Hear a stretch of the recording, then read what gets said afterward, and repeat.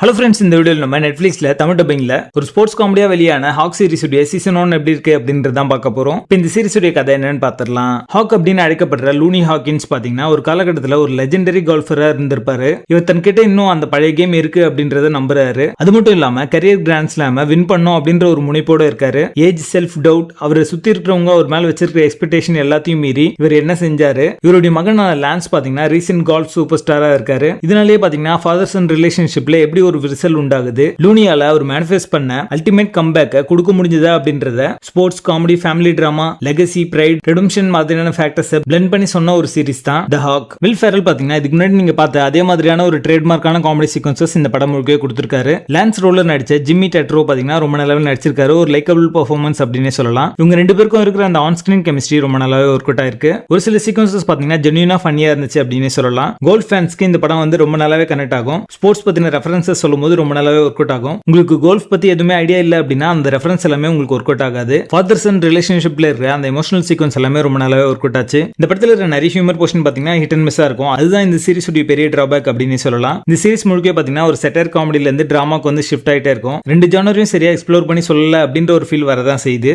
Will Pharrell உடைய கேரியர்ல இந்த லூனி அப்படின்ற கேரக்டர் பாத்தீங்கன்னா ஒரு மெமரபிள் கேரக்டரா இருக்காது. ஒரு கம்பேக் ஸ்டோரியில தேவைப்படுற அந்த எமோஷனல் இம்பாக்ட் அப்படின்றது மிஸ்ஸிங்கா இருக்கு. இந்த சீரிஸ் உடைய பேசிங் ஆவரேஜா இருக்கும். மொத்தத்துல இது ஒரு ஒன் டைம் வாட்சபிள் சீரிஸாக வந்திருக்கு. இந்த சீரிஸ்ல அடர்கான இருக்கு. சோ ஃபேமிலியோட பார்க்காதீங்க. தி ஹாக் சீரிஸ்க்கு எங்களோட ரேட்டிங் 5.5 out of 10.